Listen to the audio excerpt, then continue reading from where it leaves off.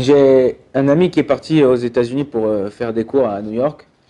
Et dans un des bureaux où il devait faire cours, dans un building, et en rentrant, il voit que dans le lobby du building, par terre, du carrelage, du marbre, et partout dans les murs, partout, c'était un jeu de miroirs. Enfin, des miroirs, ta, ta, ta. Il n'y avait pas de cadre, pas de peinture, pas machin, c'était... Bon, il a fait son cours, tout ça. Après son cours, il est redescendu du bureau. Là-bas, le patron, il descend avec lui, il le raccompagne. Et lui dit, dis-moi, Michael, dis-moi, comment ça se fait que partout, j'ai jamais vu comme ça un immeuble comme ça, avec partout des miroirs. Alors il a dit, le patron, il a dit, j'ai fait une étude psychologique et j'ai vu que les gens, ils aimaient se regarder dans le miroir. Quand ils se regardaient dans le miroir, ça les rendait joyeux. Et il a dit, donc moi, ce que j'ai fait, j'ai dit, toutes les personnes qui montent chez moi, qui montent au bureau, je veux qu'ils sont là, ils se regardent, ils sont joyeux. Donc dès qu'ils montent, ça fait monter dans le bureau dans un autre état d'esprit. Et bah, regardez, quand vous montez dans un ascenseur à Paris, n'importe où, en France ou en Israël, vous montez un ascenseur. Maintenant, vous êtes tout seul à l'ascenseur, vous appelez l'ascenseur, vous attendez l'ascenseur, même au canyon ici. Il y a un miroir. Vous rentrez, qu'est-ce que vous faites? Maintenant, il n'y a personne avec vous dans l'ascenseur. Vous allez vous regarder ou pas vous regarder? Tu vas te regarder, tu vas t'arranger, tu vas voir si c'est bien mis, hop, hop. Même si tu sais que tu viens de sortir de ta douche et tu viens de sortir de chez toi. Tu regardes, tu aimes bien voir que tu es tip-top. Et alors, mon ami, il m'a dit comme ça, il m'a dit, regarde ce qu'ils font pas pour pouvoir attirer le client, le rendre dans une avira, dans une ambiance qui est bonne. Il m'a dit, j'ai appris de là un Moussar Askel, j'ai appris de là une essence, enfin un limoud, une chorma, une sagesse pour la vie. Il a dit, quand il n'y a pas de miroir, il m'a dit, quand il n'y a pas de miroir, ça doit être toi le miroir. C'est-à-dire que toi, tu dois savoir que quand par exemple il y a quelqu'un qui te voit, qui vient te voir, là ici à la yeshiva, il n'y a pas de miroir dans la pièce, vous rentrez, mon devoir à moi et à chacun d'entre nous, c'est de sourire à l'autre. Quand tu lui souris, comment ça va, qu'est-ce que tu fais, d'où tu viens, oh là, tu lui fais un sourire, alors comment c'est? La personne qui est en face de toi, même si elle n'a pas envie de parler, même si elle n'a pas envie de sourire, elle va te sourire. Pourquoi? Parce que tu lui souris. Et ça, c'est en vérité, je lui dis, ça c'est une Gemara Mefourachet. Comme ça, ils apportent les moussards. Qu'est-ce qu'ils disent? Ils disent Kemaim panim el panim. C'est comme quand je me penche dans un ruisseau, dans un lac ou dans un joie. Si le lac il est serein, il est pas mouvementé, que je me vois à moi. Je souris, ça sourit. Je fais la tête. Je lui dis, on peut voir ça aussi, encore plus loin, dans un bébé. Prenez un bébé qui ne parle pas encore. Un bébé qui a, je vais dire, 6 mois. Ouais, il ne parle pas encore. Ouais, souris-lui. Il va te sourire. Fais-lui de la... tu lui fais une tête de machin.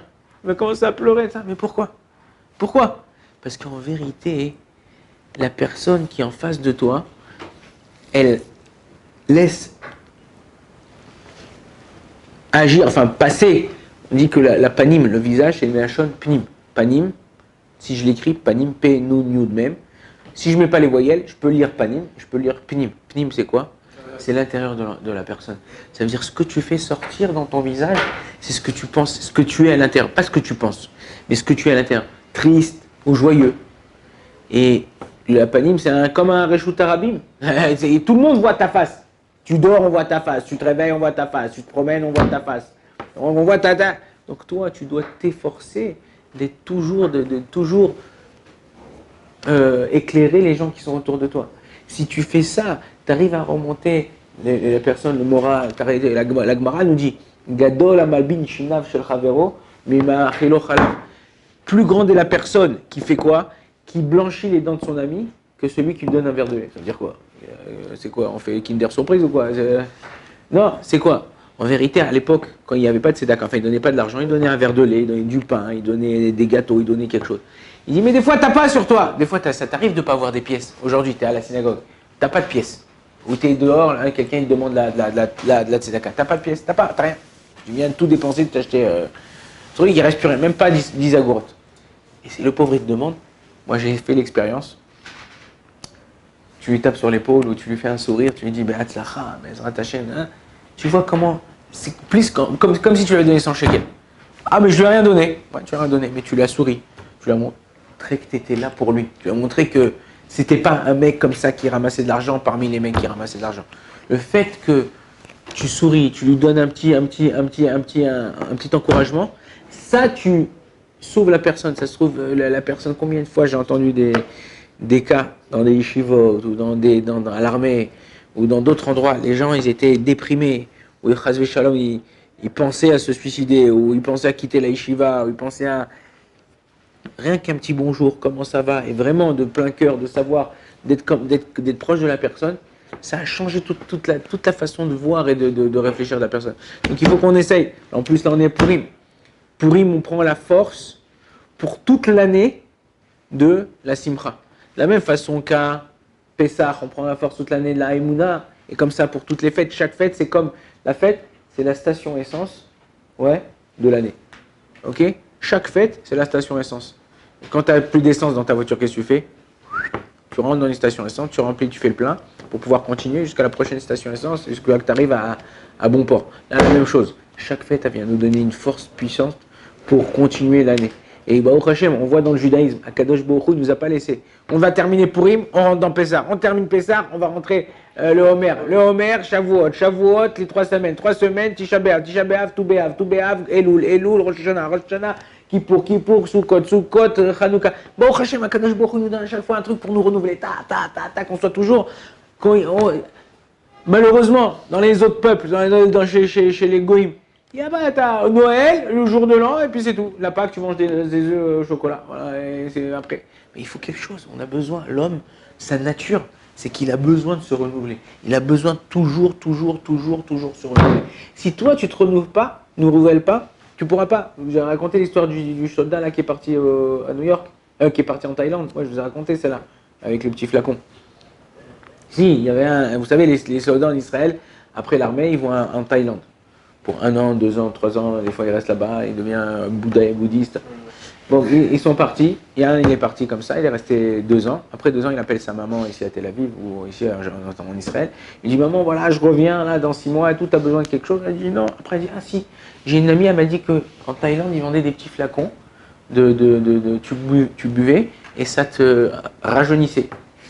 Elle dit, tu peux m'envoyer 2 avant que tu arrives? Il dit, il n'y a pas de problème. Il lui envoie par la poste 2 flacons. Et 6 mois après, il arrive à Ben Gurion, il appelle sa mère, j'arrive aujourd'hui, ça. Il arrive à Ben Gurion et il voit une femme avec une poussette, un bébé, elle lui fait « Moshe, Moshe !» C'est qui cette femme? J'ai pas laissé une copine, j'ai pas laissé quelqu'un. Il dit « Moshe !» Il s'approche et tout ça, il dit « Mais qui vous êtes ?» Il dit « Moshe, maman, maman !» Il dit « Quoi, maman, qui s'est arrivé ?» Il dit « Le petit flacon !» Il dit « C'est qui dans la poussette ?» Il dit « C'est papa, il a bu toute la bouteille. » Ça veut dire qu'il y a des gens, Rabbi Nachman, il nous dit qu'il y a des gens qui peuvent avoir 70 ans et être jeune à l'intérieur. Et il y a des gens qui peuvent avoir 20 ans et être vieux à l'intérieur. Ouais, j'ai pas la force, je suis fatigué, j'en ai marre de la vie, un truc. Mais calme-toi mon frère, ça va, t'as 16 ans. Qu'est-ce que ça va être à 45? Il faut te réveiller. Là, si à 16 ans tu fais le mort-vivant, à 20 ans tu seras une tombe. Donc il faut essayer toujours chercher quelque chose qui nous fait être joyeux, qui nous fait toujours être au top. Si on arrive à faire ça, on peut tout exploser. Bon, Adonai l'olam, amen, amen.